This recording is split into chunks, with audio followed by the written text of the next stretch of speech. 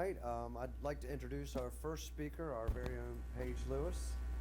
Paige is adjunct professor here at the Citadel and also at Florence Darlington Community College. She earned her bachelor's degree from Queen's University, or Queen's College in Charlotte, North Carolina, in history and in drama, and her master's degree here at the Citadel and the University of Charleston. It's a joint degree. She is a freelance writer as well. She's published in Town Hall, American Thinker, the Post and Courier, James Island Messenger, and the Charleston City Paper. And tonight she's going to give us a short talk on South Carolina at the Constitutional Convention.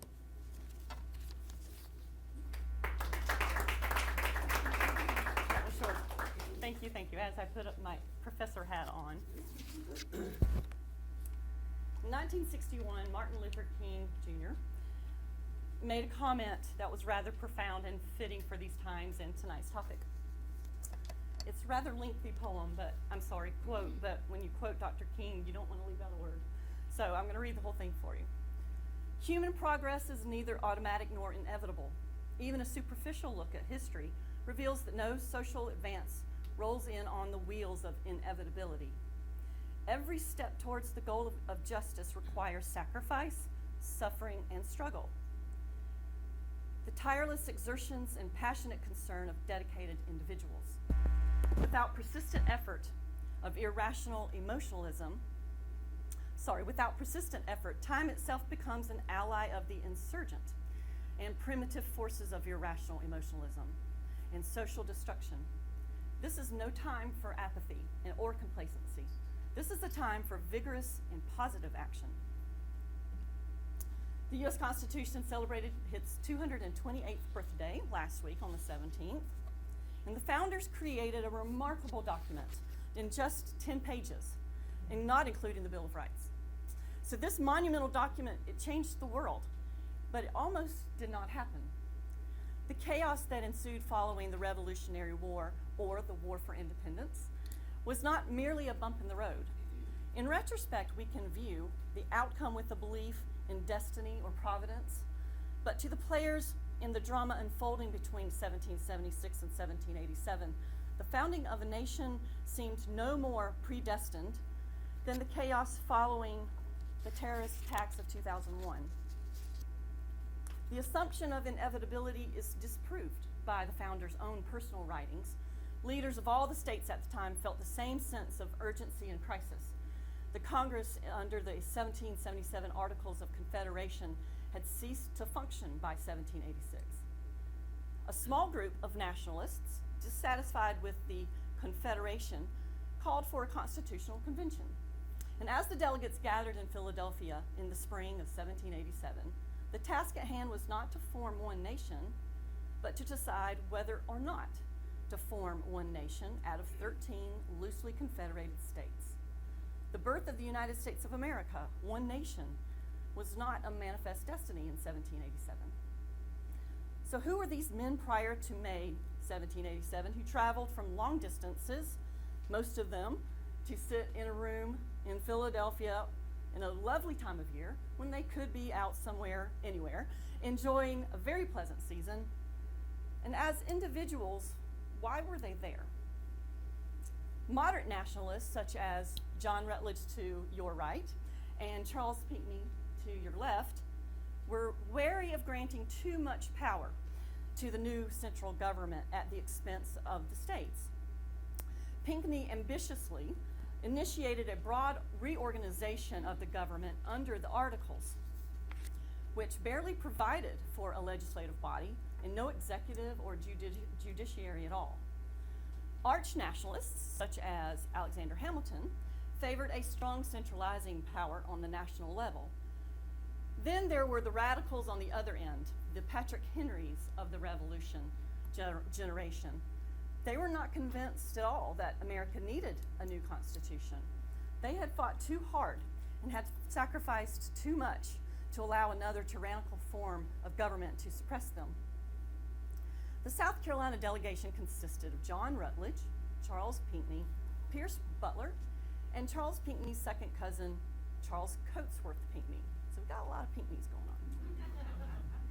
And they came to agree that a new national constitution was needed. Persuading delegates of the other states, however, was their first hurdle. The details had to be hammered out, but the framers had a fairly clear idea of the structure that they needed for this new government. They needed to create a legislature with real power to apportion and collect taxes, an executive and a judiciary set in a system of checks and balances of power. At 48 years old, the most prominent South Carolina delegate was John Rutledge. He was vastly experienced in the law, legislating, and governing. And he has a long list of attributes or accomplishments, but some of the most notable, beginning with the colonial period, he was in the State Assembly, he was Attorney General, and he was sent to the Stamp Act Congress. He wrote the petition to repeal the Stamp Act, so we can thank him for that success. He also served in the First and Second Continental Congresses. He was president of South Carolina before he was governor of South Carolina throughout the Revolution. And then he was sent in 1787 to the Constitution Convention. Afterwards, President George Washington appointed him to the U.S. Supreme Court, and then he appointed him to the Supreme Court Chief Justice position. But Rutledge was very ill and had been for a long time, and he was also politically had gained some criticism as an opponent of Jay's Treaty. So, not knowing that the Senate had declined his nomination, he had declined the offer from President Washington and decided to become South Carolina Supreme Court Justice. So with this curriculum vitae, Rutledge was one of the foremost influential delegates at the Constitutional Convention. Rutledge viewed government from a traditional English view in some respects. In a constitutional republic, wealth and property required that those with the most at stake had an aristocratic duty to lead. But the influence of the Enlightenment, while he was studying law in London, also shaped his view of the rights of the citizens, that government is a contract between citizens and the sovereign, and those inalienable rights cannot be abridged by legislative acts. Later, Rutledge would affiliate with the Federalist Party, but as a provincial and state leader for 26 years, Rutledge was very protective of states' rights in local assemblies. Forming a centralized government was a huge leap, huge risky leap toward a potential abuse of power. And that's why Rutledge was consistently and repeatedly insisting that the powers of the Congress be in detail, and why the powers of the executive and judiciary be so limited. In debates over electing the executive, Rutledge was firm in his position that Congress elect him and against the Electoral College. He wanted Congress to elect the president, not for him to be elected through the Electoral College. He called for a compromise of limiting the executive to a single 7-year term, thinking he would have less political reasons and would act with less politically and more maybe perhaps altruistically if he didn't have to worry about being reelected. He also objected to John Dickinson's amendment that the executive have the power to remove judges by application of both the House and House and Senate, and the convention agreed that that was not a good idea. Ranked by most historians as one of the most influential of the framers, Rutledge played a key role in protecting the interests of the Deep South. One contentious debate on the constitutional protection of slavery, the slave trade, and exports prompted him to remind a New Englander of their economic interests in the slave trade. Through compromise, the convention agreed that the Constitution could not prohibit slavery, but the foreign slave trade would continue for 20 years to be prohibited in 1808. Duties and taxes would be levied on the slave trade, and a prohibition on export tariffs remained intact. So with his rapid, convincing rhetoric and savvy negotiating skills, that earned him the position as chairman of the 5-man Committee on Detail, which determined much of the specific wording of the document in the final draft. The committee turned the vague phrase, general interests of the Union, into Article 1, Section 8, in which the powers of Congress are specifically enumerated, such as to lay and collect taxes, duties, imposts, and excises, to pay debts, and provide for the common defense and general welfare of the United States. But all duties imposed sin excises shall be uniform throughout the United States. They hardly could have predicted how vague the empowerment to lay and collect taxes and to provide for the general welfare would be in the modern era, so as to lead to the taxation of non-existent commerce and to the creation of 80 federal programs for the provision of the general welfare. Charles Pinckney, on the other hand, he was the second youngest delegate at the convention at the age of 29. From the prominent Pinckney family and son of the well-connected Colonel Charles Pinckney, his senior cousin Charles Coatsworth also attending the convention, young Pinckney was perhaps a little cocky, but he was also very talented. And if rumor is true, James Madison felt little fondness for the upstart Pinckney. Pinckney was already an influential political leader on the state and national levels, and he was eager to present his plan for the Constitution. Like Rutledge, Pinckney was educated privately by a tutor, unlike his cousins who got to go abroad to Oxford and the Inns of Court. Pinckney's tutor was a follower of the Enlightenment, and he too believed in the solemn contract between the people and their sovereign, like Rutledge, and the sacred obligation of the government to protect the people's inalienable rights. So Pinckney's own political philosophy would continue to evolve after the Constitutional Convention and lead him to separate from his fellow Federalist gentry and family and adopt the Jeffersonian philosophy of the anti-Federalists or the Republicans. So as an active member of the military and a strong patriot who ended up being imprisoned with other patriots because he refused to turn loyalist, eventually they were exchanged at the end of the war. But he had witnessed the carnage of war and the sacrifices that were made, which was one of the reasons why, as a statesman, he fought so hard for the nationalistic new Constitution. He wanted a more effective military and a cohesive economic policy, because he also saw what devastation the war had caused on the people, not just on the military, but the civilian side too. So in Philadelphia, Pinckney took the floor quickly, and he began the debate. He presented the Pinckney Plan, which was very similar to the Virginia Plan that Edmund Randolph presented later that day, but more specific. And perhaps this is one reason why he was so eager to present first.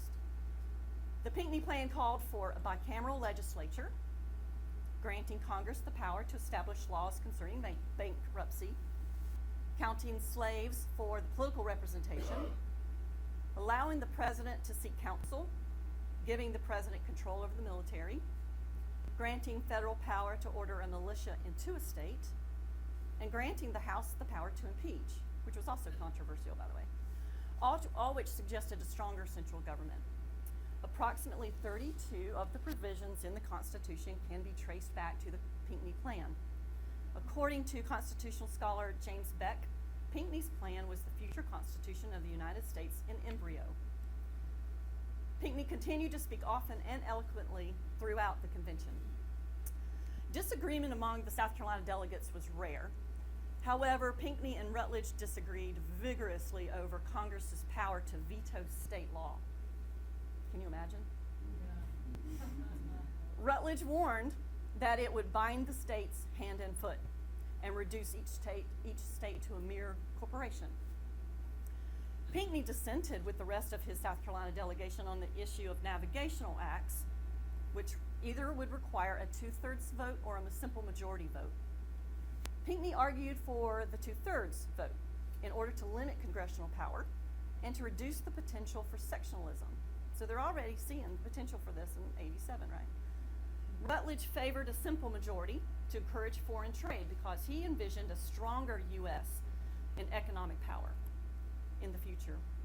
Pinckney's prediction, though, proved more accurate with the Tariff of Abominations in 1828 and then the subsequent nullification crisis of 1832. The entire convention came very close to collapsing several times, and the most contentious debate surrounded proportional representation versus equal representation in Congress. The South Carolina delegation agreed that concessions to the smaller states must be made to prevent the convention from breaking up.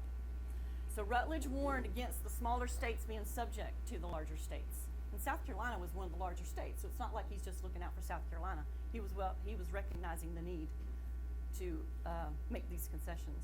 South Carolina also relented and released claim on her western lands for the sake of national unity, but they were wary of letting or allowing those new western lands gain more representation in Congress than the eastern states.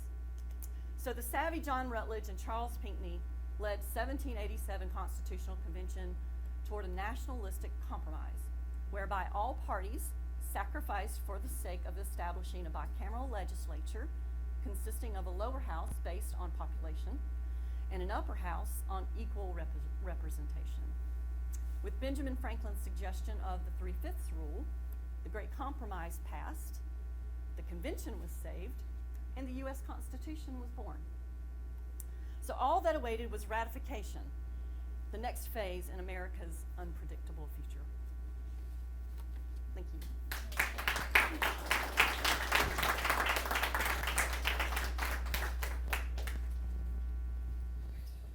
Now I'd like to introduce our keynote speaker, Kevin Gutzman. I said that right, did I? You did. All right, good. I've been practicing.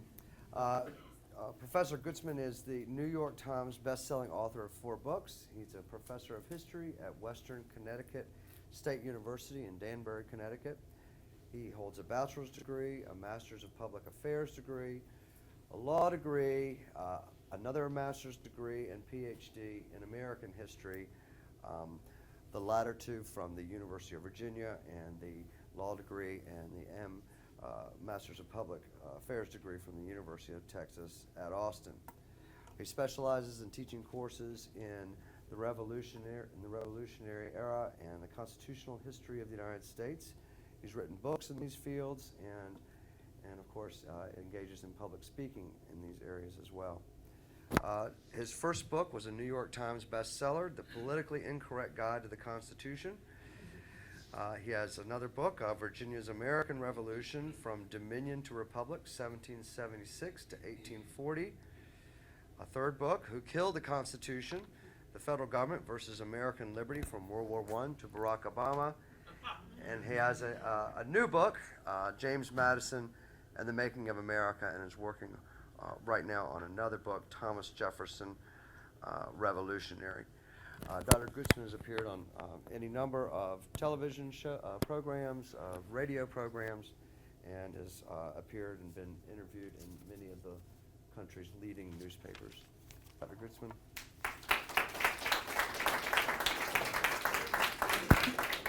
Thank you very much. Well, that's going to be a hard act to follow, Paige. She didn't warn me that she was going to speak first. Okay, well, tonight I'm going to talk a bit about the history of the Constitution. And I hope that as I'm speaking, you'll jot down whatever interjections you would like to make and save those for the end so that we can have an open conversation about the things I'm going to say, some of which I hope you're going to find controversial. I predict that likely you're going to find several things I'm going to say controversial. In 1754, in the western part of what is now Pennsylvania, an unknown militia major from Virginia started the First World War. Actually, it's not called the First World War. It's usually called the 7 Years' War, the French and Indian War here, since here it was longer than 7 years. But this unknown militia major had nobody's order to do this. He just found himself face to face with French forces and attacked them because it looked like a good idea. And the next thing you know, the French were at war with the British in North America, in the Caribbean, in the Mediterranean, in Europe, in India, and by the end of it, Britain had become the world's leading power, besides which that unknown militia major, George Washington, a fellow in his 20s when he did this, had become the most famous military figure in Virginia, which in those days was the most populous, the most extensive, the wealthiest of the king's dominions.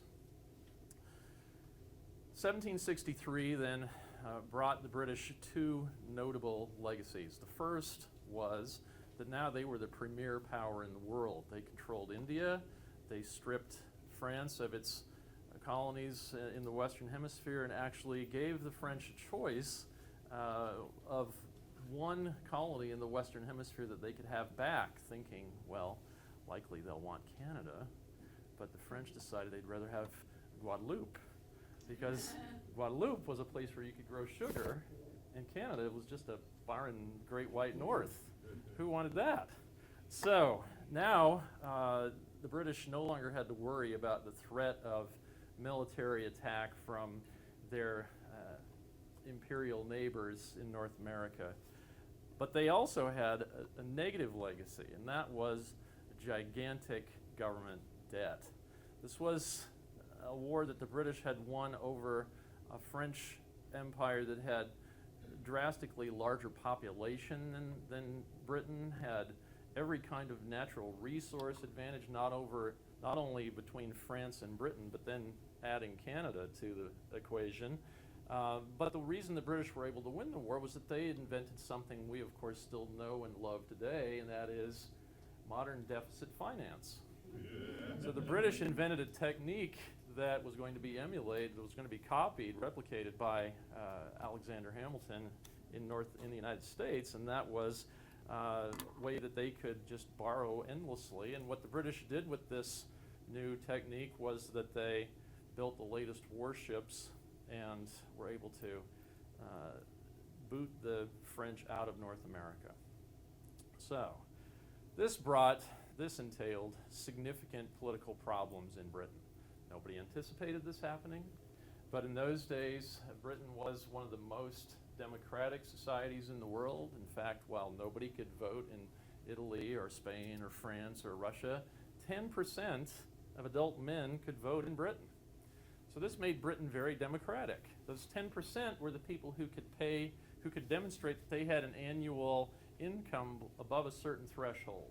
Now, the people in Parliament are going to recognize, well, we're not going to be able to follow our traditional model of wartime finance or peacetime political economy, because what the British traditionally had done was that they had relied on Europe's supreme navy in peacetime to defend the kingdom. Britain, after all, is an island nation. And while people in Austria and Russia and Prussia and France were suffering under governments that were led by kings who always had gigantic armies around to suppress any domestic democratic impulse, the British, on the other hand, were free because in peacetime their kings were expected to send, and did send, their armies home. And concomitant with that, of course, was reducing the tax load of British taxpayers to peacetime levels. So in other words, they'd jack up taxes in wartime, they'd fight the war. Virtually in every case, the British would win, and then they would send the army home and they would cut the taxes. But in 1763, they realized they couldn't do this because they had this new issue of a government debt. And that meant that they weren't going to be able to cut the taxes back to what had formerly been the traditional peacetime levels. Now you might think, well, okay, just go ahead and do what we do in America. Stick it to the rich. But the problem was that in Britain, the upper house of the parliament were the nobles. These were the really rich people. And then the people who were represented in the lower house of parliament were the richest non-noble people. So Parliament was not going to be able to get by with saying, well, we're going to stick it to the rich because we are the rich. So what do you do instead? Well, somebody had the brilliant idea. How about if we tax those people in South Carolina? And how about if we tax people in Connecticut and Pennsylvania? They, after all, the prime beneficiaries of the victory in the 7 Years' War. They're the ones who formerly had to worry about papist allies of wild Indians. This is American propaganda. Sicking those Indians on their frontier settlements, and about the idea of a French king having a modern European army attack them. And the expulsion of French power from North America meant that this was no longer going to be an issue for people in Massachusetts and New York State and so on. So they should pay. Why shouldn't they pay? After all, they benefit from being part of the empire, and they don't have to pay any domestic taxes to help finance the government in Great Britain or the government in the British Empire. Now, to this point, the way I've been telling this story is, shall we say, slightly American. From the British point of view, here's the way this looked. Okay, we have just slogged through this terrible event started by one of those colonists from Virginia, wherever that is. And at the end of it, who's the prime beneficiary? Well, people in New Hampshire and Massachusetts and New York are the prime beneficiaries, and yet they're not paying taxes to help support it. So what's going to happen beginning in 1764, the year after the war ends, is that the British are going to try repeatedly to impose some kind of tax in North America to defray some part of the expense of the 7 Years' War and subsequent defense by the British of North American colonists against other European imperial powers. And the fact I have a hard time getting my 19-year-old undergraduates to wrap their minds around is even if the American colonists had paid every cent of the taxes the British tried to impose beginning in 1764 and up to 1776, they wouldn't have been paying the whole expense of the British Empire. They wouldn't have been paying the whole expense of their own defense. They wouldn't have been paying the whole interest on the debt from the 7 Years' War. They would have been paying 10% of the cost of their own defense. And their answer generally can be boiled down to, well, but we have a right not to do that because we've never done it before, and our government system is based on precedent. So we have a right not to be paying 10% of the cost of our own defense. We'll pay some of it maybe if you ask us, but that's your problem. So 1764, now I'm back to the American perspective. So this is what historians have to do, right? The past is a foreign country. We're not taking sides, except I am. So in 1764, the British try something called the Sugar Act. It meets substantial resistance in North America. We give that up. 1765 comes an event Paige mentioned earlier, the Stamp Act crisis. And what happened here was that the British tried to impose a minor tax in North America on various kinds of paper. If you wanted to get a diploma from a college, for example, that was going to have to be on stamped paper. Somebody had to pay for that stamped paper. If you wanted to print a newspaper or file papers in court, you're going to have to do these things on stamped paper. And somehow dice, playing cards, yes, dice. I don't know how they were going to stamp dice, but in any event, that's what the law said. In any event, here's the idea. So this met with three levels of political resistance. One was the informal level of political, I like to call it the informal level of political resistance. So you imagine, my students are in Connecticut, so I tell them, imagine this, you're a cobbler and your shop is in Boston, which is about an hour and a half from where I live. And you're working, you probably have a shop on the ground floor of your two-story house, and then upstairs is where you live, and downstairs you work in your shop along with maybe a journeyman and a couple of apprentices, and one day, knock comes on your door, and you open the door, and there stands a little guy dressed in old-fashioned Puritan garb, and he's got two big burly dudes, one on either side of him, right? Those are stevedores and longshoremen. The little guy is Sam Adams. And he says to you, here's a list of your neighbors who are signing a promise not to import or export anything British until the Stamp Act is repealed. You need to sign that. Those other two guys are standing there.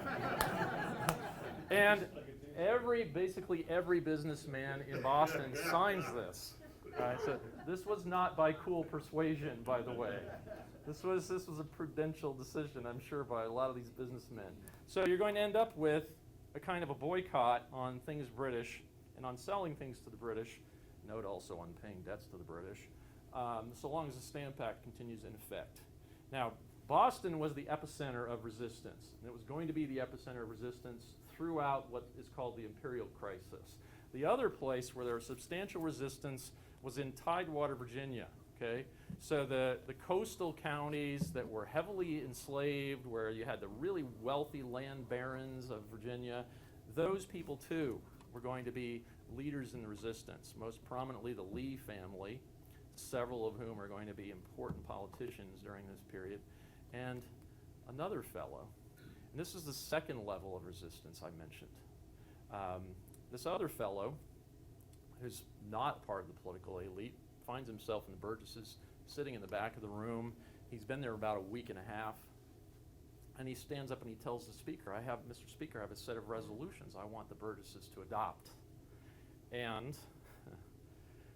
now, to understand the way this worked, you have to recognize that Virginia had a very hierarchical kind of a society, and the hierarchical society of the counties, Virginia was the most rural state in the Union, was the most rural colony in North America, was the most rural state in the Union, imagine this, until the 1950s. It was more rural than Wyoming or Vermont until the 1950s. So in these rural counties that Virginians lived in, you might have one or two or three people whose last name was Wormley or Carter or Beverly, and they were going to be the local Burgesses. And this guy, this unknown fellow, he's not one of these people, but he's gotten into the House of Burgesses because he gave a famous speech in a lawsuit, and the people in his county liked this speech. So here he is in his first week, and you're supposed to sit in the back for a couple of terms in the Burgesses before you make any proposals. You're not supposed to do this. And he stands up and he says, Mr. Speaker, I have these resolutions I think the Burgesses should adopt. Now, what did Patrick Henry want the Burgesses to adopt? He wanted them to say that the colony of Virginia had been founded by the first settlers of Virginia on their own steam, with their own money. They'd undertaken this effort without any support from Britain.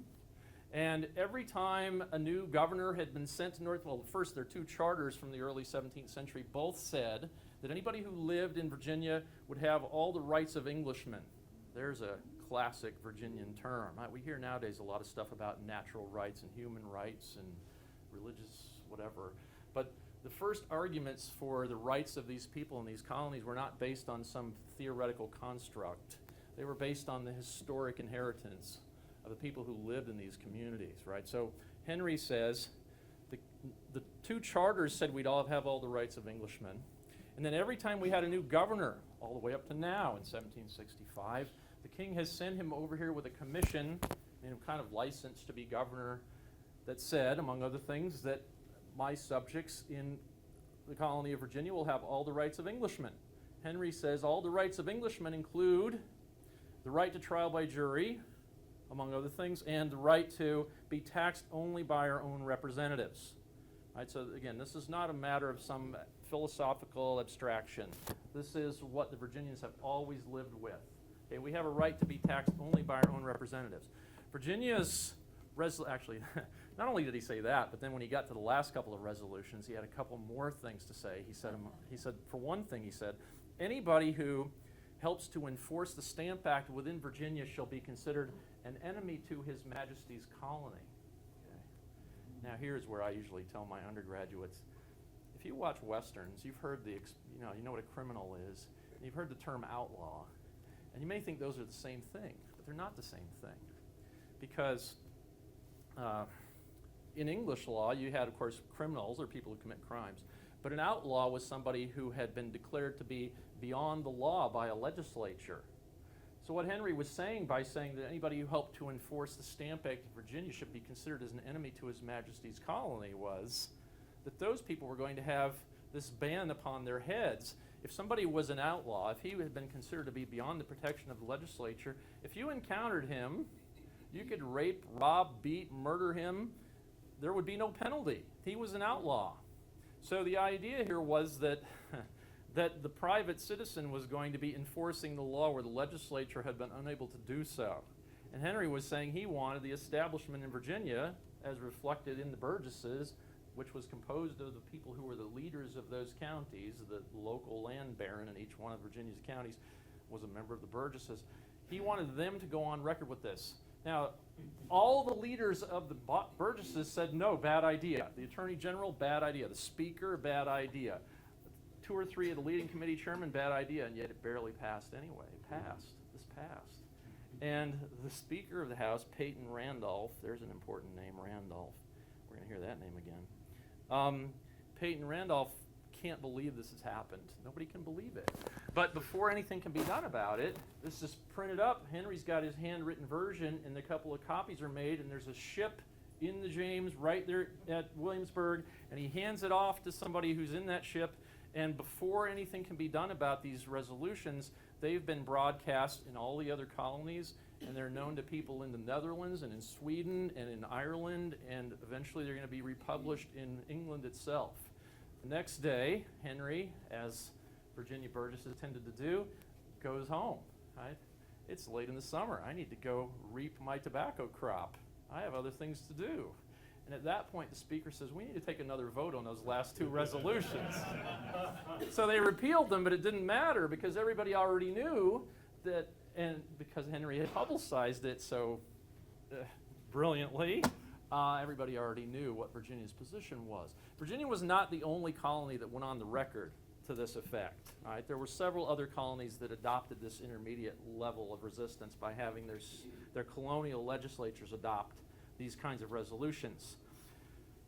The third level of resistance was, again, Paige mentioned this, to call what's called the Stamp Act Congress. Right? So this was, again, coordinated between Virginia and Massachusetts.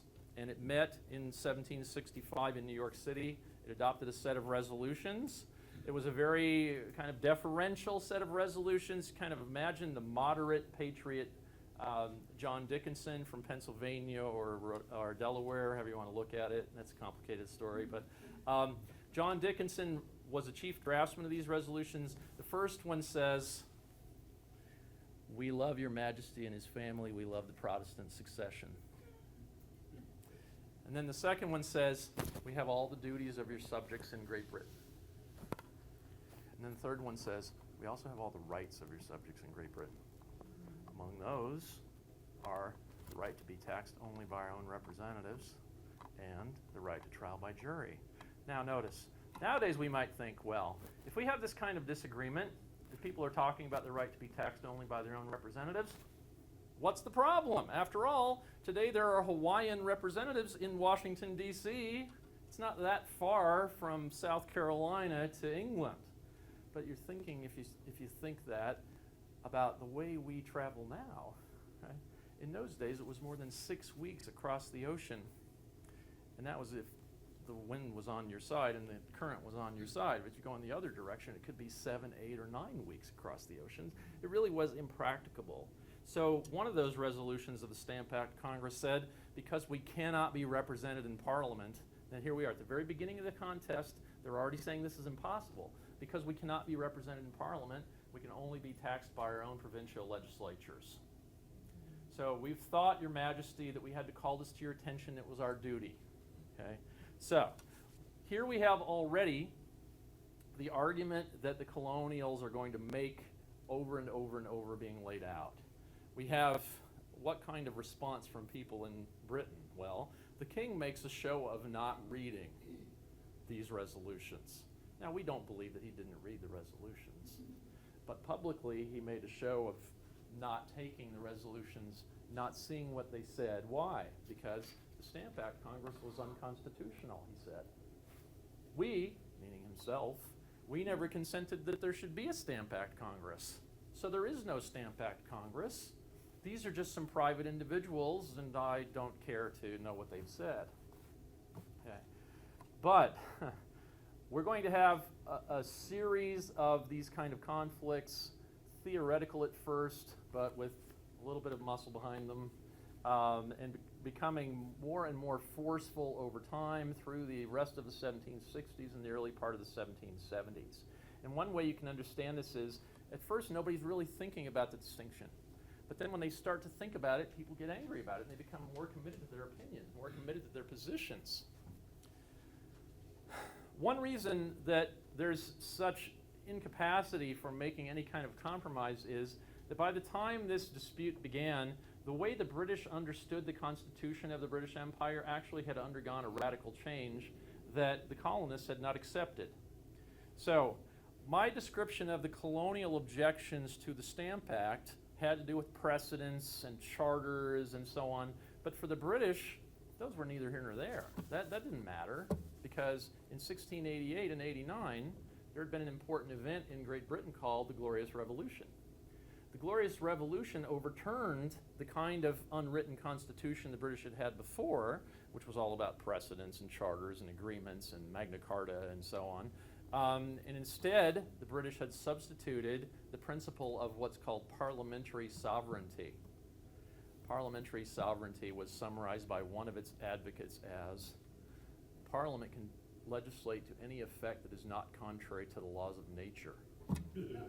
So Parliament couldn't pass a law and expect it to be respected, saying, tomorrow the sun will not rise in the east, right?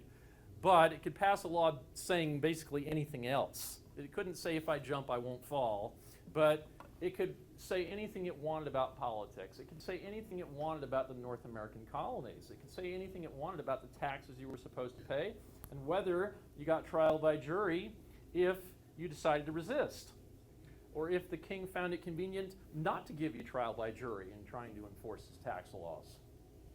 So the British think of that as standing for freedom. Why? To our ear, this sounds like a dictatorship. But in Britain, the alternatives had always been sovereignty in one man and sovereignty in Parliament.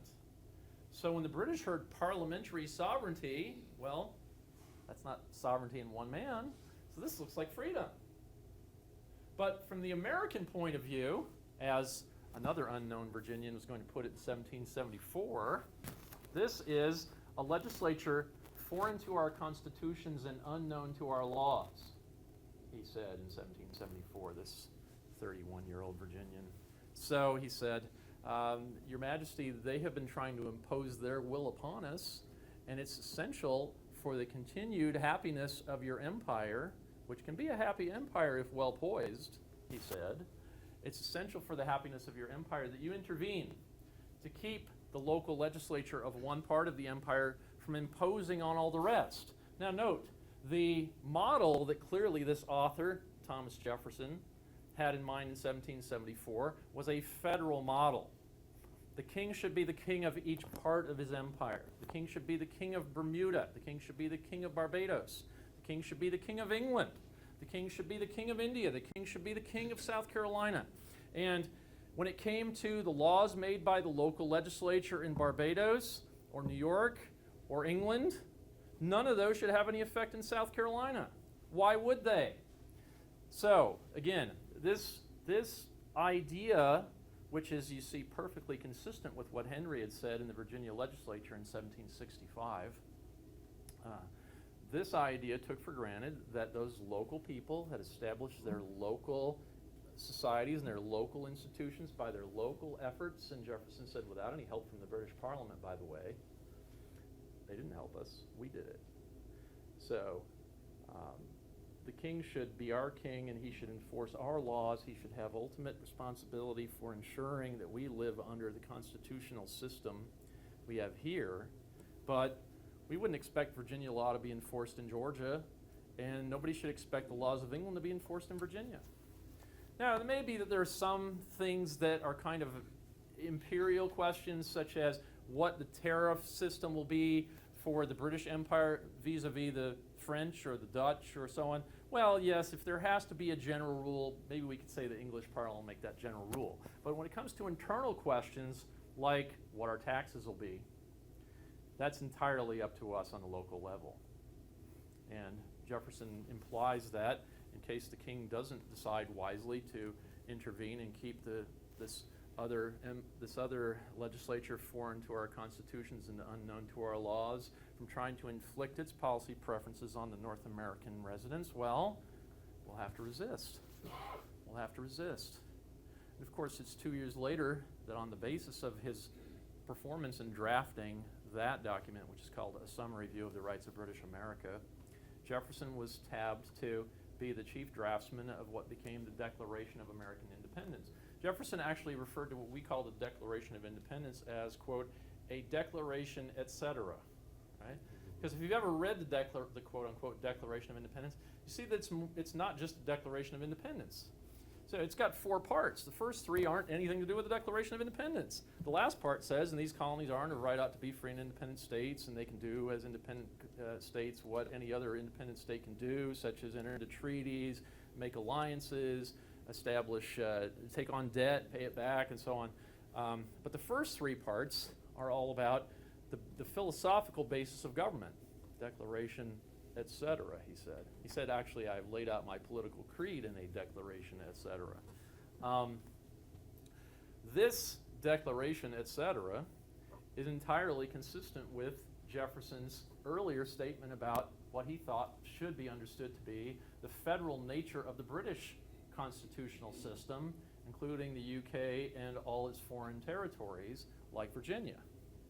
Okay, so my point is, if you can see an entire consistency between the earliest objections to what the British were doing in the wake of the 7 Years' War and Jefferson's performance in writing the first draft of the Declaration of Independence. So by the time Jefferson writes the Declaration of Independence first draft, the war has been going on for months and months, nearly 15 months. And people, of course, the politicians in the different colonies, now states, in one case there's a state government, there aren't any others. That is, Virginia has already established a state government with a permanent Republican constitution based on its Declaration of Rights by the time the Declaration of American Independence is adopted in Congress. So the claim that the United States were united and became independent through the Declaration of Independence is obviously false. Patrick Henry had already been governor of Virginia for a week under a permanent Republican constitution by the time the Declaration of Independence was adopted. The war has been going on since '75. The Declaration of Independence is promulgated in '76. It's the next year, 1777, that members of Congress decide, well, we need a formal, not only should we have state constitutions, and ultimately 11 states during the Revolutionary period are going to adopt written constitutions. This idea of a written constitution is an American invention. It was George Mason who wrote the first written constitution adopted by the people's representatives in the history of the world, the Virginia Constitution of 1776. He's the chief author. These people, and not only do 11 states adopt their new constitutions, Connecticut and Rhode Island just kind of retitled their last colonial charters state constitutions. But by the time the 1780s finish, there's going to be debate about, and some states are going to set about the business of changing their initial constitutions and adopting second constitutions. Okay? These people who are in the midst of inventing this tradition of written constitution writing think, well, we should also have a written constitution for the federal government. And that's what James Madison calls the Articles of Confederation government in the Philadelphia Convention. He repeatedly refers to it as our federal government. So nowadays it's common in political science for people to make a distinction between a confederation and a federation because they want to read backward later arguments about the nature of our current federal system into this dispute about creating these first written constitutions. People later are going to say, well, there's a difference between a federation and a confederation. For example, you can leave a confederation, you can't leave a federation. But people called the Articles of Confederation of federal government while it was still in effect, including James Madison. He's not the only one who called it that in the Philadelphia Convention, actually. So, in 1777, these fellows thought, well, we should draft a federal constitution. And their first pass at that becomes the Articles of Confederation. The Articles of Confederation reflect the same things I've been saying about the locus, the ultimate location of federal authority that the Virginians and others had been fighting for months by the time the Declaration of Independence had been drafted. Section 2 of, or Article 2 of the Articles of Confederation says that each of the member states retains its full sovereignty. Now, what is sovereignty? That even after they entered into the Confederation, they're still sovereign. What is sovereignty? Sovereignty, according to William Blackstone, Sir William Blackstone, who's the author of the most important law book in English history. It happens that the same year as the Stamp Act crisis, the most important English law book ever, and still the most important English law book ever, was published in England. In that book, Commentaries on the Laws of England, actually a 4-volume book, Blackstone says about sovereignty, it is ultimate authority. Every society must have a sovereign. Sovereignty must be indivisible. And being a lawyer, he repeats himself, from which there's no appeal, right? Ultimate authority from which there's no appeal, to get the point, right? So every society has to have a sovereign. It's indivisible. There's no appeal from it. In the British Empire, that is Parliament, or the technical way of describing that was the king in Parliament, because the king had, at least formally, had a role in making laws. No English king had exercised this power since 1714 when Queen Anne died, but still in theory, the king had a role in making laws. Sovereignty was, according to the Articles of Confederation, Article 2, retained by the states. Ultimate authority remained in the states. Well, ultimate authority remaining in the states clearly indicates that ultimate authority had been in the states. So again, you hear some people now saying, well, the Union pre-existed independence and the American Union was always one entity. Really? Somebody forgot to tell the guys who made the American Union that, because they repeatedly said things that were contrary to that, including in agreeing to Article 2 of the Articles of Confederation. So, after a very short while, between the time that they drafted the Articles of Confederation and sent it out to the states for ratification, all 13 states had to ratify, and for reasons we don't have time to get into, it took a while for the 13th state to ratify the Articles of Confederation. It took 4 years. 1777 to 81, the Articles are drafted and sent to the states for ratification. They're finally ratified. The war is still going on that whole time. Congress is behaving without formal authority that whole time. And people who are in the Congress, people who are officers in the Army, most of them, a lot of people who had been important officials in the state governments too thought, yeah, this isn't good enough. Even if this thing's ratified, it's not good enough. Why? Because, well, the way Alexander Hamilton saw it, there needed to be provision for actually raising an army. The federal government had to be able to raise the army itself. So, the distinction I'm making between the power to raise an army and the army power under the Articles of Confederation is this. Raising an army would mean you go out and you tell people, okay, I'm paying you, you're going to be in the army. Once you join, you're in it for 3 years, or maybe you're in it for the rest of the war or whatever. You're going to have a term, you're going to have pay, you're going to be subject to certain kinds of discipline and rank and so on, right? On the other hand, the Articles of Confederation said that the Confederation government could ask the states to send them soldiers.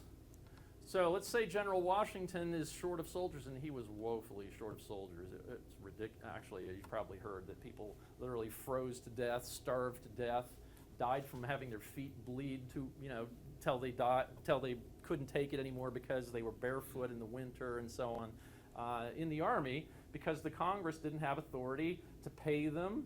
And besides that, Washington was constantly, chronically, just without any soldiers. There were points during the war when the Continental Army was down to 2,000 or 3,000 people. So people who had been in this experience, people who had been in the state governments and wishing they could help, which were people like James Madison, for example, and John Rutledge, and other significant politicians whose names are now known to us because they're associated with writing the federal Constitution, and people who had been officers like Washington primarily, but then almost all the generals beneath him in the Continental Army and most of the colonels and so on. These people are going to be strong supporters of creating a more powerful central government, the one that we end up with in the federal Constitution. In fact, they succeeded in having a Philadelphia Convention whose purpose, they told the states, was going to be to propose amendments to the Articles of Confederation. And the call sent out by the Congress at the behest of these reformers who are calling themselves Federalists.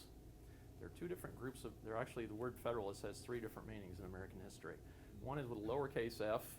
A Federalist is somebody who favors the federal principle. So, I'm a Federalist. With the uppercase F, we have 2 cohorts of people. One are the people who, before the ratification of our current Constitution, favored putting more authority in the central government. Then we're going to have a third group, a political party in the 1790s associated primarily with Secretary of the Treasury Alexander Hamilton. Lots of other prominent people were Federalists of that type too. They're a political party, right? They have some things in common. They're not the same, and in fact, they're important people who are opponents of that 1790s political party who had been leaders in the 1780s Federalist movement, most notably Madison. And also Jefferson had been a proponent of strengthening the central government in the 1780s. So, these people succeed in having a convention in Philadelphia, purportedly for the purpose of proposing amendments to the Articles of Confederation. So the convention meets in May of 1787, and once they decide there are enough state delegations there that they can begin to do business, they choose George Washington to be the president of the convention. Then the second thing they do is they vote to close the doors, swear themselves to secrecy, send all the reporters home. What's going on here? Third thing is the governor of Virginia stands up, Edmund Randolph. There's another Randolph, a lot of famous Randolphs. Thomas Jefferson was a Randolph, John Marshall was a Randolph. Look for the name Randolph, you see a lot of Randolphs. A lot of these Randolphs are descended from Pocahontas. Actually, not Jefferson, but Jefferson's daughters both married Randolphs who were descended from Pocahontas. There's also a lot of kind of close intermarriage among these Virginians. They're not like the Habsburgs. You don't end up with, big eyebrows. But it's not quite that closely wound a group. But still, they close the doors, and Edmund Randolph, who's the governor of Virginia at the time, a close ally and friend of Madison's, very intelligent guy, but not a genius like Madison, stands up and says, Mr. President, I have here a set of resolutions. He proposes 15 resolutions. During the Philadelphia Convention, these are referred to as Randolph's resolutions. But we, in hindsight, and with the divulgence of secret records that were kept by several delegates at the time, most notably and most extensively Madison's own records, we now know that this was really, the Virginia plan was mainly Madison's handiwork. So people don't refer to it as Randolph's resolutions anymore. But Randolph's resolutions, the Virginia plan, said essentially, we need to have a national government. And in fact, Governor Randolph was recorded by one of the people who were keeping records as saying, Mr. President, I think we need to have a national government. It should have a national legislature, a national executive, and a national judiciary. Now, what does that mean? You think, well, so what? That's what we have, right? We have a national government with a national legislature, a national executive, national judiciary. That's the federal government in Washington, right? That's, of course. But you're overlooking something. That is, the use of words has changed entirely. We've seen this in our own day, right? A lot of political words kind of morph through time. I don't like to think of myself as being that old, but I've seen political words morph through time myself. And one set of terms that have changed are national and federal. We think of those as interchangeable, right? In fact, there are institutions in the government in Washington that have the words national and federal both in their official names. The national, federal, whatever, right? But in those days, national and federal was like being a male-female. Maybe that's a bad example these days. Like being a tall, short guy, right? Or a fat, thin guy, or whatever. So they were alternatives. If you had a national government, it was a model like the one that the French created in the French Revolution. But in the French Revolution, well, before the French Revolution, the internal map of the regions of France looked kind of like the map of the United States today, with small dots like Rhode Island and Delaware and Connecticut on the East Coast. And then as you go west, you've got gigantic California, great big Montana, and then a whole continent called Alaska, the former country of Texas, huge. So that's kind of the way the French map looked before the French Revolution. Little dots in the northeast, right? A little Foix in the southeast, and then gigantic Gascony in the southwest. Huge thing. And when the revolution starts, right before it starts, the National Assembly says, we're the National Assembly. Right? We're not the troisième état. We're the National Assembly. And they etch a sketch, the map, and they say, now we're going to draw new districts, and these are going to be for what? For the administrative convenience of the center. So in a national system, you have one nation, and it creates the local units for its own convenience. Okay? The classic example, again, is France. That's the kind of government they still have in France. On the other hand, there's this other kind of government, which today you can find in Australia, or Netherlands, or Switzerland, or the United States, where first you have the constituent parts. What there used to be, 6 colonies in Australia, I think. And then at the beginning of the 20th century, they decided, well, we should have a common foreign policy, a common military, common money, and so we'll have a federal system.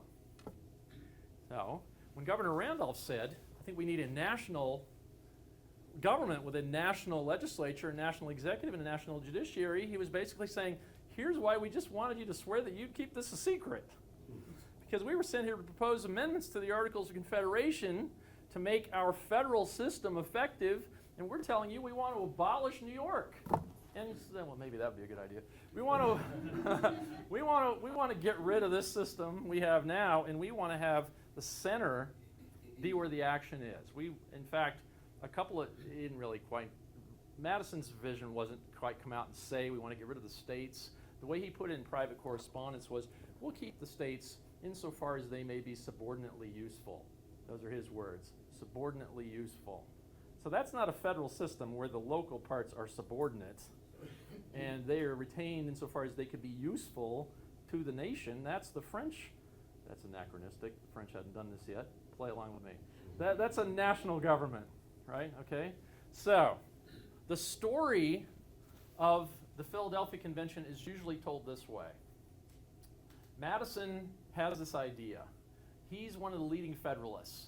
He persuades people, and other people who are like him persuade people there should be this Philadelphia Convention. They tell Congress whatever they have to tell them. They tell the states whatever they have to tell them. They get the two really famous, popular guys in the country, Washington and Franklin, to go attend so that their names will be on this. They put Washington in the front of the room. They put up this vision, and people say, and we have now the Madisonian system.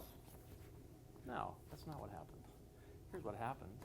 They debated the Virginia Plan for months in Philadelphia, and most of its main components were rejected. Most of what Madison wanted was rejected.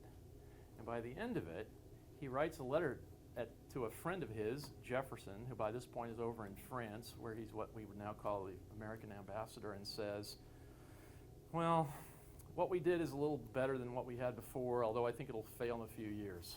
Right? Why? Here's the way the Virginia Plan looked, and think about, as I'm describing this, think about the way the U.S. Constitution describes the federal system we're supposed to have now. Okay, so Madison says, well, we should have a national legislature, the Virginia Plan. We should have a national legislature, should be bicameral. The lower house should be elected by the people. The upper house should be elected by the lower house. We should have a national executive, not sure how composed. We should have a national judiciary. The national judiciary should be able to hear any case that might tend to cause friction between the states. The legislature should have a veto over all state laws, and it should be able to legislate about any matter that might be significant to the whole country. Okay? Now, think about the way our system reads if you read the Constitution. We have a bicameral legislature, yes, but it's not structured the way Madison wanted. In fact, he told people in the Philadelphia Convention his two key principles were there needed to be population apportionment in both houses, and there needed to be this national veto over state laws.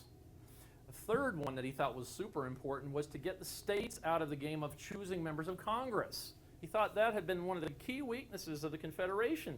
They couldn't tell the states what to do because the state legislators chose the congressmen. And yet you come out of the Philadelphia Convention, what do you have? You have no national veto over all state laws. You have, yes, the lower house is elected by the people. The upper house, instead of being elected by the lower house, is elected by the state legislators. And how is this apportioned? Equality of states. This is exactly unlike what Madison wanted. Instead of a general judicial power in the federal judiciary, in Article 3 you find the same kind of enumeration of powers as you find in Article 1 for Congress. That is an enumeration of types of jurisdiction. In fact, the only really important Supreme Court decision of the 1790s is going to be about this question of the enumeration of types of federal jurisdiction. And what happened in that case, Chisholm versus Georgia, was that the Supreme Court claimed jurisdiction over a kind of case that the Constitution didn't include in the enumeration of kinds of cases that federal courts could hear. And as soon as this happened, Congress immediately sent to the states for their ratification the 11th Amendment, which was immediately adopted by the states. And what it said was, yeah, we really meant the enumeration. You can't decide this kind of case, right? So the point of if you just read the 11th Amendment, you might think, well, that's a pretty minor issue, this particular kind of case. Who cares about that? But what it stands for is not this little kind of you can't hear that case. What it stands for is the general principle that the federal judiciary only has the enumerated kinds of jurisdiction. In other words, what it stands for is this is a federal judiciary. This is not a national judiciary. This is a judiciary with a few powers. Most judicial issues are still in the state judiciaries, and we're going to have some few things that the federal judiciary can do. The same kind of thing went on with the Congress. Now, this one's really important, okay? They wanted a general legislative power. And people who didn't agree with that ultimately won the day in the Philadelphia Convention. They got enumeration of powers. When the Philadelphia Convention ended, as Paige said earlier, the next stage of this dispute, the next stage of this history is going to be what's called the ratification campaign. In the ratification campaign, I know of 8 states where leading Federalists, including your own Charles Coatsworth Pinckney, went to people and said, this government is only going to have the powers that are enumerated. The Congress will only have the things that are enumerated. And in fact, in Virginia, the governor, Edmund Randolph, remember him? Mr. President, I have these 15 resolutions. He said in the ratification debate in Richmond in June of 1788, this Congress will only have the powers that are expressly granted. Now, those of you who know constitutional history know that John Marshall in Macaulay versus Maryland said, well, you know, the 10th Amendment doesn't have the word expressly. But it didn't need the word expressly because the Federalists had already told people that the unamended Constitution included this principle that Congress had only the powers that were expressly enumerated. In fact, the assertion that it's not only the expressly enumerated powers that Congress has is total nonsense. Think of it this way. Here you have 17, by my count. Some people say 18, some people say 16. Try reading it and you figure it out. But this enumeration of powers, A through S, you wouldn't say, you have powers A through S plus whatever you want. Why would anybody do that? And in fact, there's an old English legal principle that says where you have a list, it's in Latin, but what it comes to in English is, where you have a list, whatever isn't included is excluded. Now, that's not, whatever isn't included is excluded, except you can infer it later, right? A through S plus whatever. Nobody would say that. It's nonsense. And I'm not saying it's nonsense on my own behalf. I'm saying it echoing people like Charles Coatsworth Pinckney and Governor Randolph, the governor of the most important state in the Union, who had himself been one of the 3 leading orators in the Philadelphia Convention and was one of the 3 leading orators in the Virginia Ratification Convention. Hamilton himself said this. James Wilson said in the most famous argument in favor of ratification, a speech that James Wilson, a framer who later became a Supreme Court justice, made a couple of weeks after the convention, the Philadelphia Convention ended in downtown Philadelphia. It's called James Wilson's State House speech. If you're interested, you can Google James Wilson's State House speech. There it is. Check what I'm saying. It's a fact. Wilson says, one reason we don't need a Bill of Rights, remember the unamended Constitution doesn't have a Bill of Rights. He says one reason we don't need a Bill of Rights, while you might need one in your state, is in your state, the assumption is, your legislature can do anything. So if you don't want your legislature to say everybody here has to be a Lutheran, you have to say you have freedom of religion under your state constitution. But we don't need that in the federal constitution. Why? Because the Congress is only going to have the powers that are enumerated, and there's nothing that says Congress can make everybody pay taxes and become an Episcopalian. It doesn't say that, so it's not a problem. It was, again, Pinckney, Hamilton, Madison. Look at other states, too. I could list more people whose names you might not know.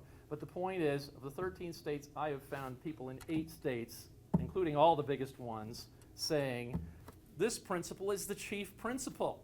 Now, you might think, well, how come we don't have that? That's a very good question. That's a very good question. So, ultimately, the people who are opposed to this Constitution, partly they're opposed to it because they think, well, the wording is kind of vague. They argue, well, I don't know whether I can believe this. Part of what they're worried about is these guys who went up there and wrote it, first they told us they were going to propose amendments. Then they closed the door and sent home all the reporters. And then they said, here, have your new national government. I think they're liars. Or as Patrick Henry said it when somebody asked him, well, why didn't you participate? You know, you were elected one of Virginia's delegates to the Philadelphia Convention. Why didn't you go to Philadelphia, Governor? And he said, I smelt a rat. I smelt a rat. Those are his words. And you kind of have to imagine in the old days, you know, people would have 2 layers of wood here and there's a space between, and they commonly would fill that with straw, you know. If you got a rat in there, it could be in there for a while.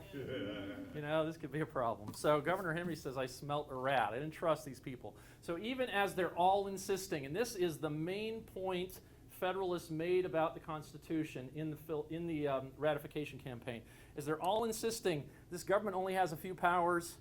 Then they finally are made to say, well, but we'll amend the Constitution after we first implement it and just make express that you can't create a national church or whatever. But it already has this principle. You really don't need this, but we'll give it to you anyway. We'll make it explicit, even though it's implicit already and everybody knows it. When the first Congress rolls around, there's Madison representing Virginia in the House of Representatives. Now, people say, well, he's the father of the Constitution. Even though I told you earlier he didn't like the Constitution. It wasn't what he wanted, but he's called the father of the Constitution. When they chose the first senators in Virginia, the legislature didn't elect him. Right? Why? Thought he was a liar. So he's in the House of Representatives. And the House of Representatives meets when George Washington took his hand off the Bible. Yeah, he had his hand on a Bible. When George Washington took his hand off the Bible, there was exactly one guy in the executive branch, George Washington. Imagine the government of America with one. No EPA, no Department of Education, not paying for HUD. Oh. Anyway, Congress, the first thing they want to do is they're going to create executive departments. So they create the State Department, and Madison says, I want to talk about amendments. Then they create the Treasury Department. Madison says, I want to talk. Then they're talking about, well, we need a judiciary. Madison says, I want to talk about amendments. Finally, the Speaker says, all right, here's what we're going to do, Madison. We'll put you and 2 other guys on a committee. You get out of here. So Madison goes in another room, metaphorically, and he drafts a set of proposals for amendment of the Constitution.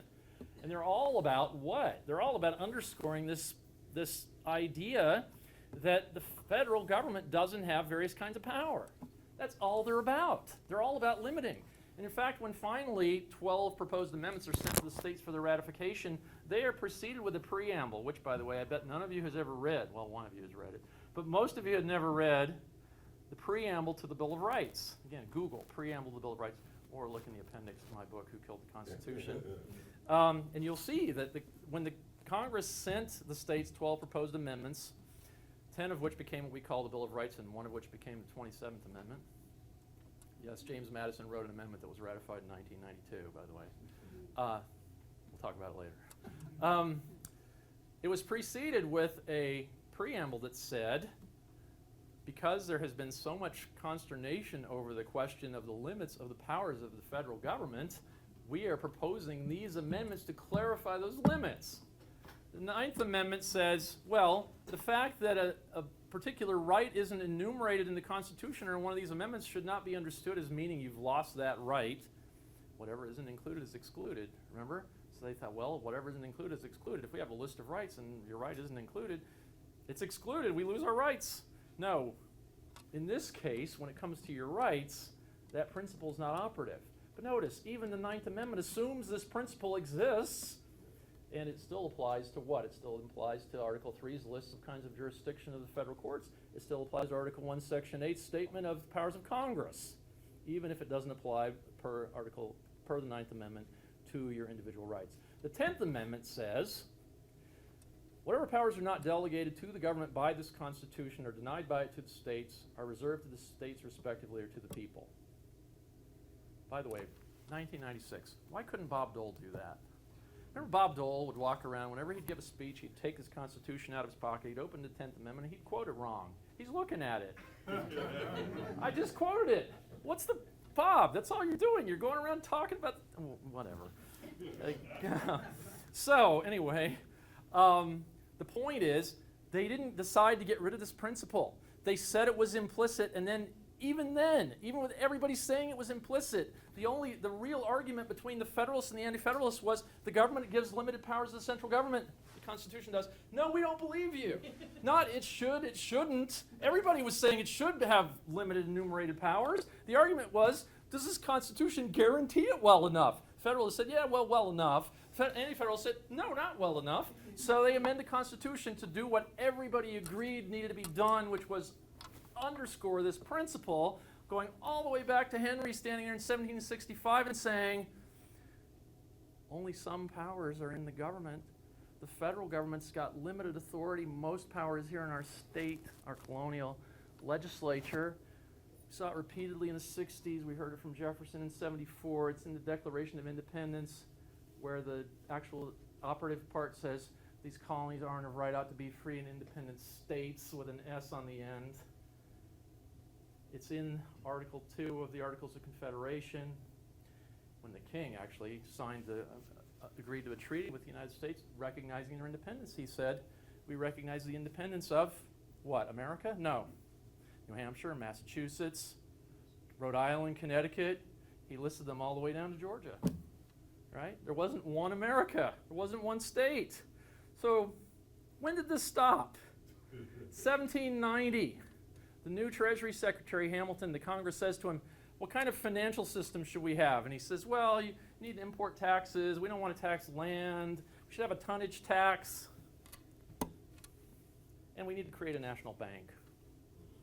So then they have a dispute in the cabinet, the president's cabinet. That's famous. Thomas Jefferson famously writes a memorandum about this. But what people don't recognize is before that happened, Madison in the House, remember him? He's still in the House. He doesn't like being in the House, but there he is. He's the one who stood up and made this argument for what's called strict construction. The argument that Congress only had the few enumerated powers. And there he answered what even today are the main objections or the main attempts to circumnavigate the principle of strict construction. What? He says, some people have said the General Welfare Clause at the beginning of Article 1, Section 8 gives Congress further power. So A through S plus whatever you want, right? The whatever you want clause is the one before the enumeration. Madison says, this makes no sense. This is not what people intended.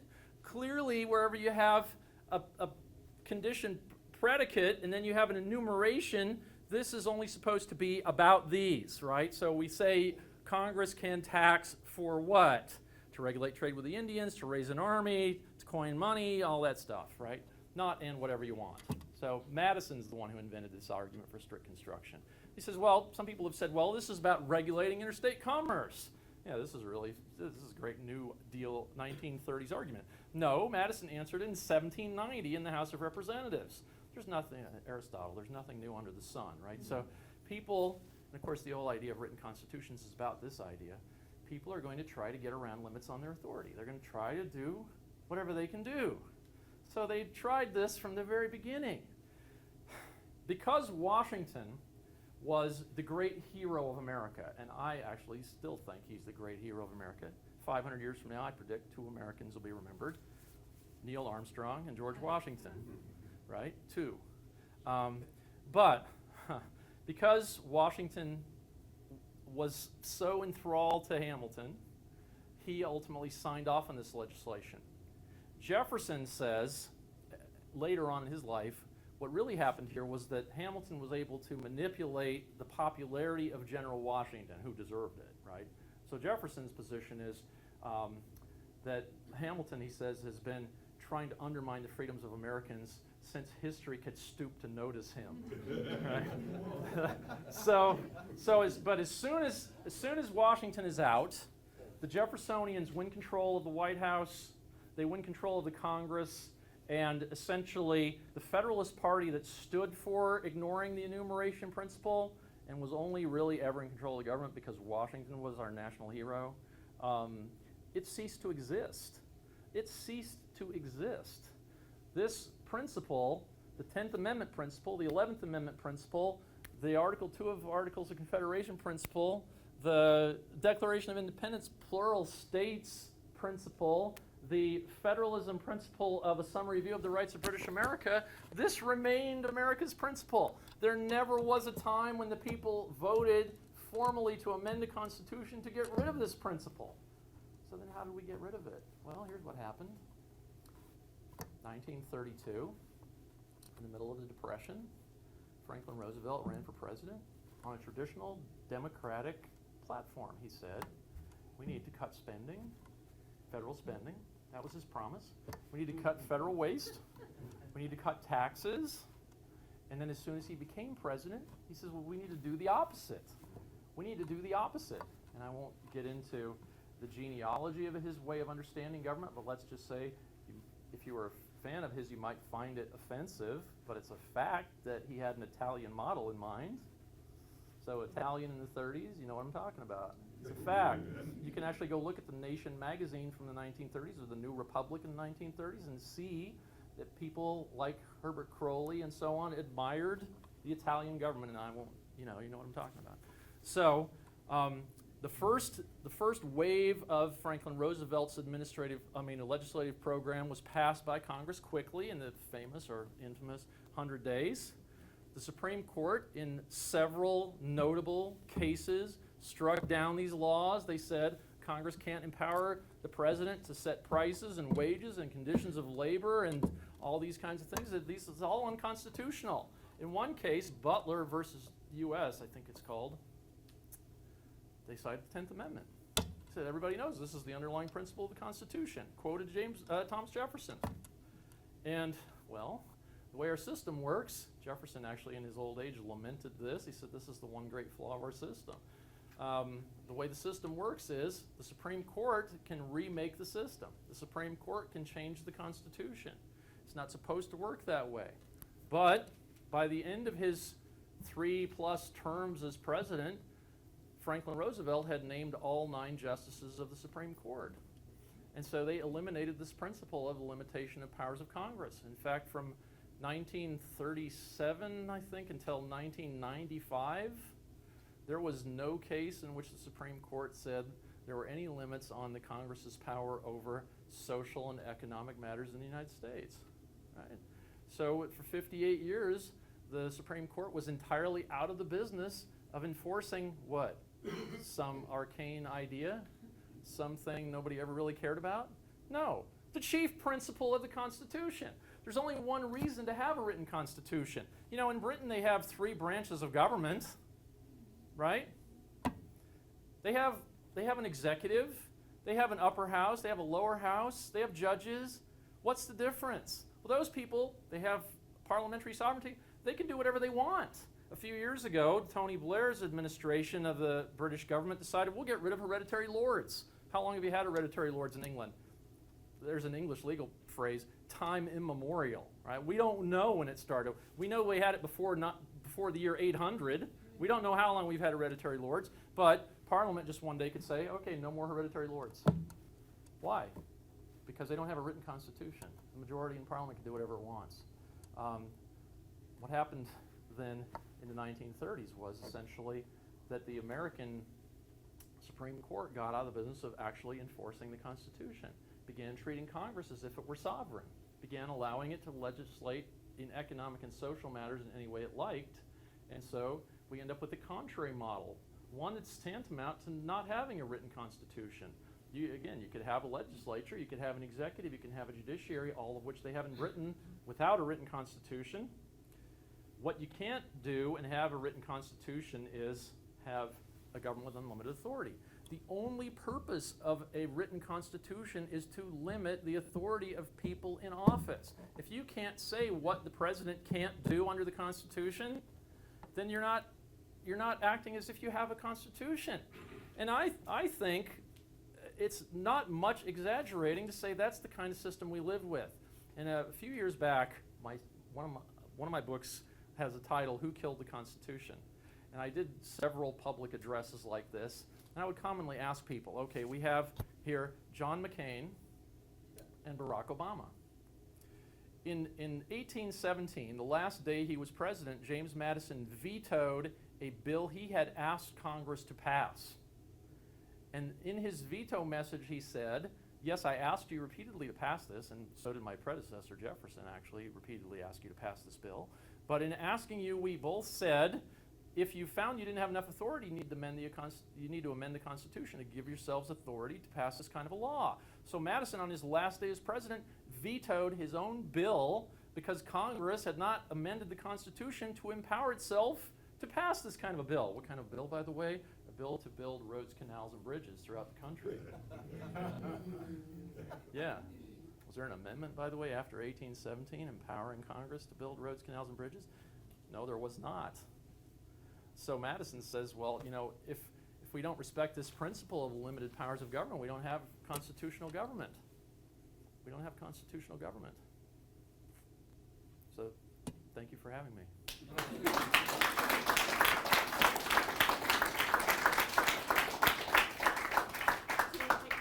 I'd be happy to take questions. I'm told that that might be something some of you would want me to do. Sir. Can you comment on the recent push for a convention of the states to fix what you said went wrong in the 1930s? Well, okay. So, there is in the Constitution a fifth article, Article 5, which is about amendments. And we know it's been used 27 times. Article 5 provides two different means of formally amending the Constitution. Well, actually, I just mentioned the most frequently used means of amending the Constitution, and that's having federal judges say, from now on, the Constitution means the opposite of what it always meant before. We know that happens all the time. It happened recently. I was actually down walking around in Charleston today, and I saw multicolored flags about the fact that this has happened recently, right? This happens all the time. But when it comes to the formal Constitution, there are two mechanisms in Article 5 for amending the Constitution. I know you know this. One is the one that's been used 27 times. That one requires each House of Congress to agree to the same language of an amendment and then send it out to the states for their ratification. As soon as 3/4 of the states ratify, it becomes part of the Constitution. So from 1791, when the first 10 amendments were declared ratified, we've had 27 such amendments.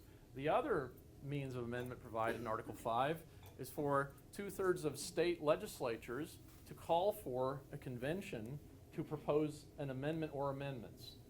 Right? So this has never been used. And you're asking, what do I think about doing that?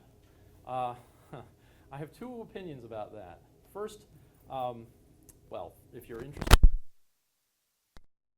Google Gutzman and find my review of his book about this subject. I wrote a review in the American Conservative magazine about Mark Levin's book advocating this. In general, I'm not opposed to this idea of an open convention, although I think it's unlikely to have any result. First, I think it's unlikely to be called, and then if it did meet, I think it would be unlikely to produce anything. I think there's some very slight possibility it would produce something bad, then I think the states wouldn't ratify it, so I think it's likely to be fruitless. On the other hand, I'm an officer of what's called the Compact for America Education Foundation, and Compact for America is an effort to have the states agree to an interstate compact, which is binding federal law provided for in the Constitution. In the case of the Compact for America Compact, what it would be is an agreement, binding law among states to have an amendment convention that would have only one agenda item, voting yea or nay on our proposed balanced budget amendment. So this gets around the concerns some people have that you could have a convention and have it propose, I don't know, saying tall guy's named Kevin, I'll go to jail or something. I don't know. So, you know, having any bad outcome, because our proposal would only end up with one agenda item. So far, 4 states have adopted this legislation, so it's in train. We're working on it. Anyway, I think since, well, presently a lot of people oppose this idea of having an amendment convention because they say, well, look what we could lose. My question is, what exactly? I mean, I sincerely believe that the chief principles of the Constitution are flouted in Washington every day. We don't have, for example, it wasn't long ago that the Speaker of the House, hearing a rumor, wrote a letter to the President and said, Mr. President, if you were to launch an offensive war against Libya, that would be unconstitutional, would have terrible consequences. This is, by the way, an unprecedented thing that happened. So the President launched an offensive war against Libya. It resulted in the killing of the dictator of that country, and now Libya is controlled by Al-Qaeda. And it had no consequences within the United States whatsoever. Nothing happened. So in other words, the President is able to launch any kind of military operation he wants, including an offensive war to take down another country's government, and neither of the other two branches checks him in any way. And I could say similar things about the other two branches of the federal government. The main thing they do is they take power that's reserved to the states and exercise it in Washington or in bureaucratic offices around the country, so that we have a much less Republican form of government than we're supposed to have. You know, well, for example, I'm 52, so I can remember at the very beginning of my political cognizance that one thing that was going on around the country was a debate over what was called the Equal Rights Amendment.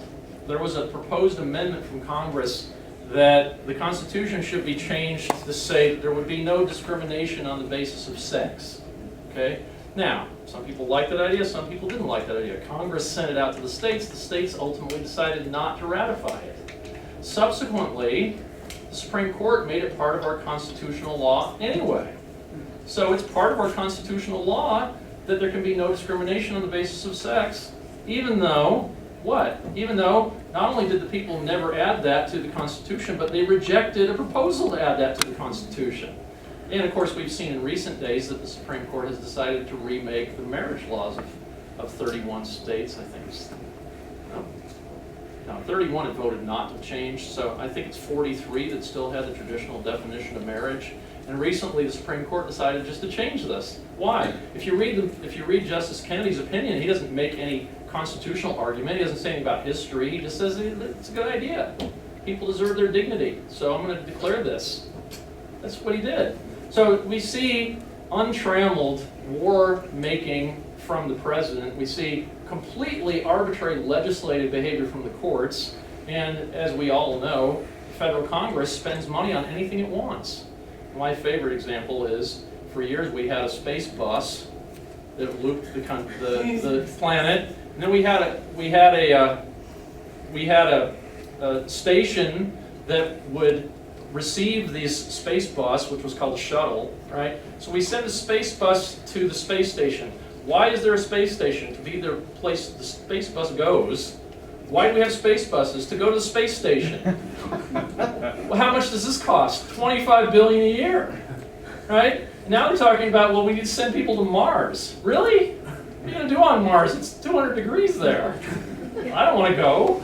Maybe eventually we'll all go live there. Really? I hope I'm dead. So my point is, you just think of an asinine example of judicial misbehavior or legislative misbehavior or a ridiculous, completely contrary to the constitutional system example of presidential behavior, and we have it all. More of it than you can imagine. I mean, another really great example is there used to be a congressman from Mississippi named Jamie Whitten. He was chairman of the House Appropriations Committee in the 80s, and for years his pet project was moving the Mississippi River over like 8 miles in Mississippi. He wanted to move the whole river. This is worse than a bridge to nowhere. He wanted to move the biggest river in North America over by 8 miles. What for? No reason. Just he was an idiot. Honestly, I actually heard him one time standing up in Congress saying, we need to vote for this spending. This kind of thing is really good. Nothing good ever happened in the South until the federal government started spending money on this kind of thing. Yeah, I actually heard him make this speech in the House of Representatives. You can't exaggerate the stupidity of this. And on one hand, it's funny that they're so stupid. On the other hand, I have 3 kids, and our unfunded obligations of our federal government are over $200 trillion. That's over $700,000 each. My 3 kids are in debt $2 million. If we actually pay out all the promises the federal government has made. Now, of course, you and I know, and certainly anybody younger, I hope they know, they're not getting all this money that they promised.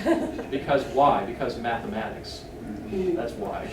So it doesn't matter, you know, we'll hear from people who favor these spending programs. Well, rich white guys want to, you know, the 1%, blah, blah. But the bottom line is math. Right? It happened. Math happened in Greece. It happened in Spain. It happened in Puerto Rico. It happened in Detroit. Coming soon to a town near you. Math.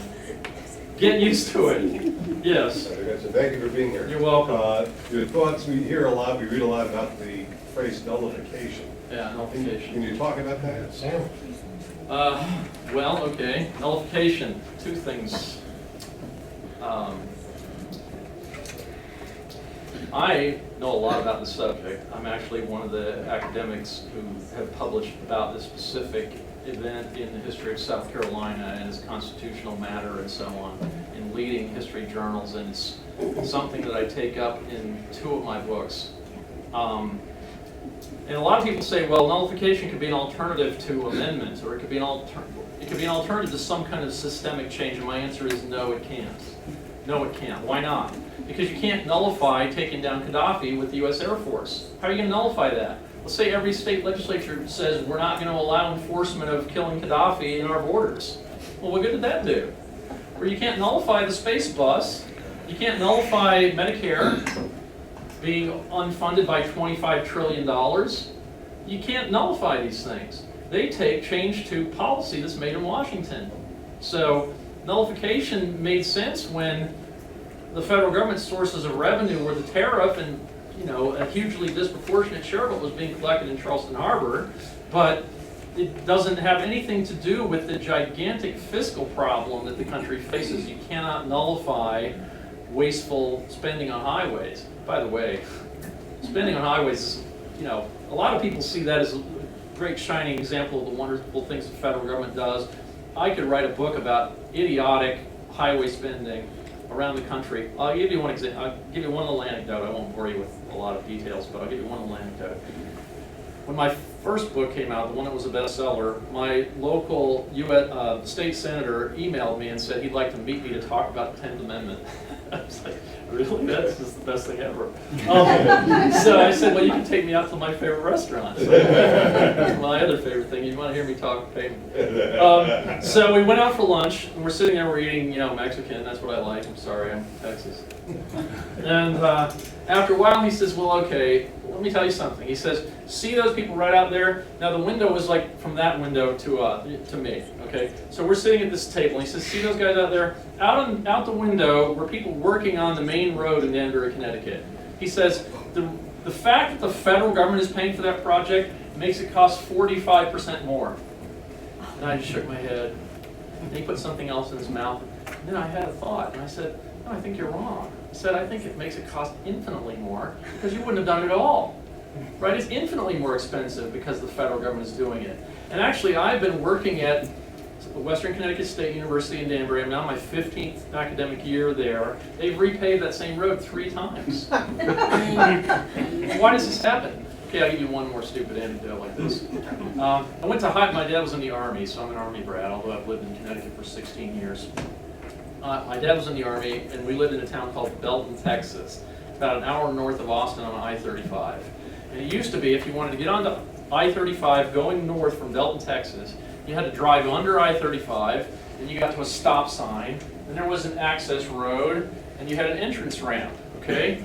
I went off to college in 1981-82 school year. I came back in the summer of 1982, and where the stop sign had been, there was this gloriously elaborate series of lights and all kinds of bells and whistles. What had happened was that Jim Wright had become the House Majority Leader. Jim Wright, of course, was from Fort Worth, and one of his closest allies in the House was Marvin Leith, congressman for Belton, Texas. So as soon as Marvin Leith became the congressman for Belton, Texas, he put this infernal, super expensive complex of lights and stuff at that intersection. It's a pain in the neck. You don't need a light. It should be a stop sign and then you turn. Now you got to sit there for 2 minutes. Why? It's the Marvin Leith Memorial, We Love Jim Wright stoplight. Your kids are paying for this all over the country, and the congressman, not only do the congressmen think this is great because it gets them in the paper, but local people think this is great too. Like, wow, we had jobs. We're going to, somebody's saying now, I'm going to be the best jobs president ever. Really? What? You're going to borrow money to put up stoplights? That's what you're going to do. Because the alternative to having the government spend the money is having people freely decide that they'd rather have free exchange and they'd be better off after trading money for services or money for goods. That's how we get wealthier, right? Not this way, having stupid borrowing to put up the Marvin Leith Memorial light. So not only does Madison's bonus bill veto message of 1817, where he vetoed the National Network of Roads and Canals that he had asked for, not only is that a constitutionally proper message to send to Congress, but it happens this is just a better model of government than we have. The one we have is bad in every way. There's just nothing about not having a constitutional government that makes it better, unless you think making an offensive war to kill Gaddafi and leaving Al Qaeda in control of Libya was a good thing. I actually don't think that. On that note.